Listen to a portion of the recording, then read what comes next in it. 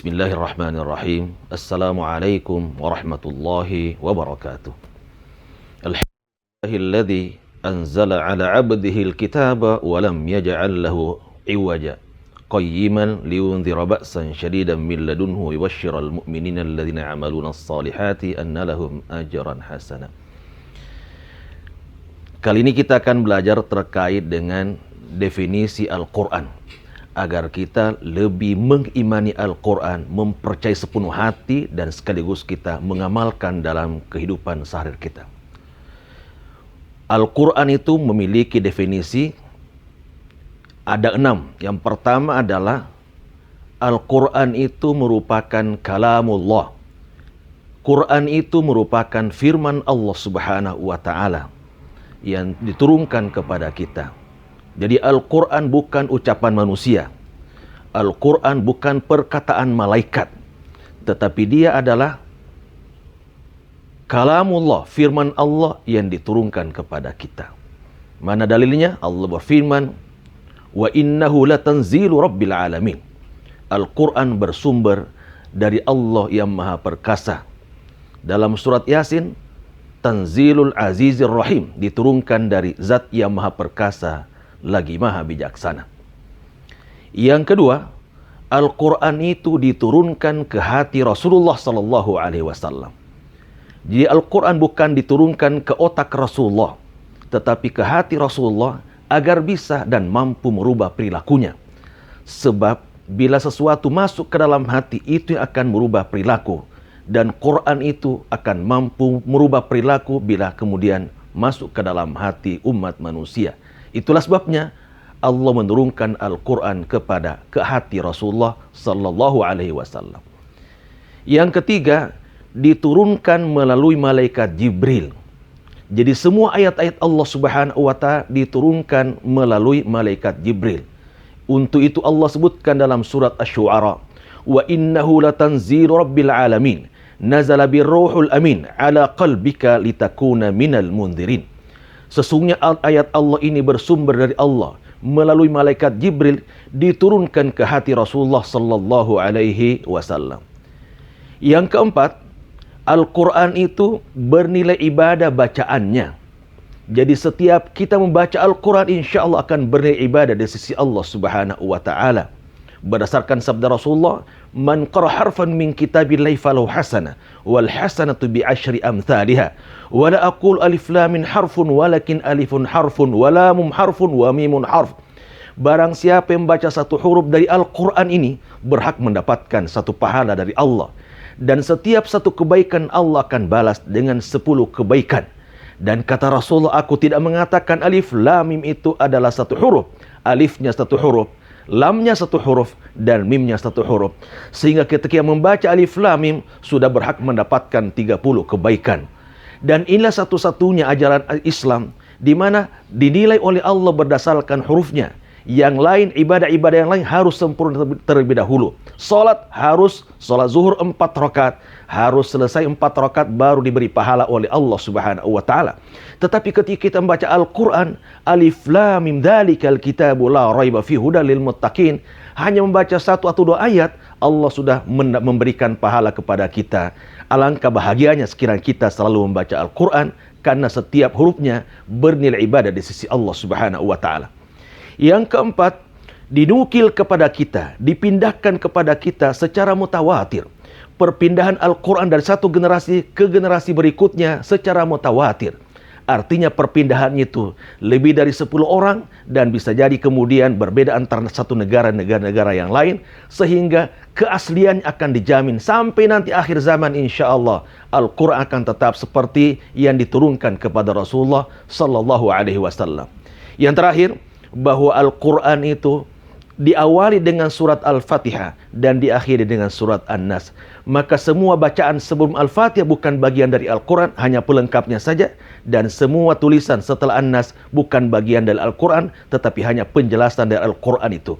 Itulah definisi Al-Quran. Sekaligus saya ulangi, Al-Quran itu kalamullah, adalah firman Allah. Yang kedua, diturunkan ke hati Rasulullah. Yang ketiga, melalui malaikat Jibril. Yang keempat, bernilai ibadah bacaannya. Yang kelima, dinukil secara mutawatir. Dan yang keenam, bahwa Quran itu diawali dari surat Al-Fatihah dan diakhiri dengan surat An-Nas. Intinya bahwa sesungguhnya Al-Quran bersumber zat yang maha mulia dan diturunkan kepada orang yang paling termulia di atas permukaan bumi ini dan diantar oleh malaikat yang paling mulia. Itu poin pertama yang saya ingin sampaikan. Yang kedua, nama-nama Al-Quran. Al-Quran itu sendiri memiliki nama. Harus diingat bahwa setiap yang memiliki banyak nama berarti banyak kelebihan dan keistimewaan di dalamnya. Dan Al-Quran ternyata adalah kitab yang paling istimewa yang ada di atas permukaan bumi ini. Itu sebabnya Al-Quran memiliki beberapa nama, banyak nama. Tetapi nama yang paling populer ada 4 nama yang sering kita sebut, yang sering kita dengar, dan yang sering kita baca. Nama pertama yang paling populer adalah Al-Quran. Itulah sebabnya Allah seringkali menyebut kitab ini dalam firman-firmannya dengan sebutan Al-Quran. Di antaranya, Inna hadzal Qur'ana yahdi lillati hiya aqwam wa yubashshirul mu'minina alladhina ya'maluna as-salihati anna lahum ajran kabira. Sesungguhnya Al-Quran diturunkan menjadi pedoman hidup dan sekaligus menunjuki kita ke jalan yang paling lurus dan memberikan kabar gembira kepada orang-orang beriman bahwa mereka berhak mendapatkan pahala yang sangat besar. Demikian juga wa nunazzilu minal Qur'ani ma huwa syifaa'un wa rahmatul lil mu'minin. Allah menyebut kitab ini dengan Al-Quran sebagai obat dan sekaligus rahmat kepada orang-orang yang beriman. Jadi nama ini adalah nama yang paling populer. Nama kedua yang paling populer adalah disebut dengan Alkitab. Itulah sebabnya Allah memulai Al-Quran ini dalam surat Al-Baqarah dengan menyebut Quran sebagai Alkitab. Dzalikal kitabu la raiba fihi hudan lil muttaqin. Itulah kitab, maksudnya itulah Al-Quran. Di dalamnya tidak ada keraguan sedikit pun dan menjadi petunjuk bagi orang-orang yang bertakwa. Kedua nama ini adalah nama yang paling populer, Al-Quran dan Alkitab. Tentu ada makna di balik ini harus kita fahami. Bahwa Quran insya Allah akan bertahan sampai akhir zaman nanti. Sampai Allah kemudian menghendaki Quran hilang di atas permukaan bumi ini. Ketika orang-orang beriman dan orang Islam sudah meninggal semua, otomatis Al-Quran pun akan terhapus. Tetapi waktunya masih sangat lama. Kenapa kemudian bisa bertahan begitu lama? Pertama, karena ada Al-Quran. Yang kedua ada kitab. Maksudnya apa? Quran akan bertahan karena ada penghafalnya. Yang kedua, Quran akan bertahan karena ada mushafnya. Kedua hal ini yang menjadi sebab Al-Quran akan terus kemudian sampai akhir zaman nanti. Ketika Al-Quran itu salah dalam cetakannya, ada penghafal yang membenarkannya. Ketika kemudian ada mushaf Quran yang salah cetak, ada penghafal Quran yang membenarkannya. Dan demikian juga sebaliknya, ketika penghafal Quran salah dalam bacaannya, ada Al-Quran yang membenarkannya. Kedua hal ini saling terikat antara satu dengan yang lain.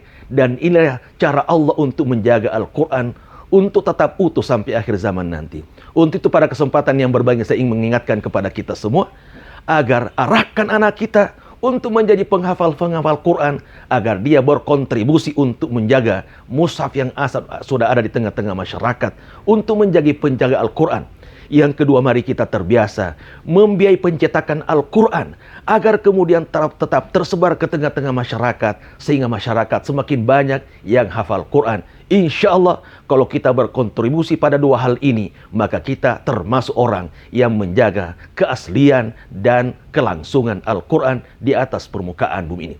Yang ketiga, nama yang paling populer adalah Al-Furqan. Berdasarkan firman Allah dalam surat Al-Furqan, Tabarakalladzi nazzala al-furqana ala 'abdihi liyakuna lil 'alamin nadhira. Maha berkah Allah yang telah menurunkan Al-Furqan, maksudnya Al-Quran, untuk menjadi peringatan kepada seluruh alam semesta ini. Maka dia mampu membedakan antara yang batil dengan yang hak, antara yang baik dengan yang salah melalui Al-Qurannya sendiri. Makanya Al-Quran disebut sebagai Al-Furqan. Nama terakhir yang paling populer adalah disebut dengan Az-Zikr. Berdasarkan firman Allah dalam surat Al-Hijr, Inna nahnu nazzalna Qur'an wa inna lahu lahafidhun.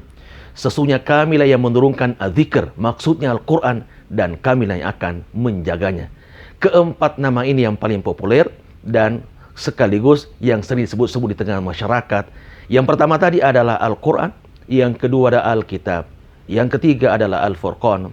Yang keempat adalah Az-Zikr. Semoga dengan kita memahami nama-nama Al-Quran, kita kemudian semakin tertarik untuk belajar dan mempelajarinya, untuk mengajarkan kepada orang lain, sehingga Al-Quran tetap akan eksis, walaupun memang Allah yang berjanji untuk menjaganya sampai akhir zaman nanti.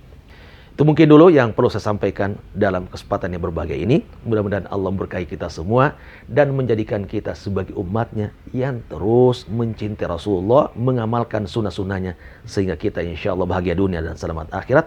Wabillahi taufiq wal hidayah. Wassalamualaikum warahmatullahi wabarakatuh.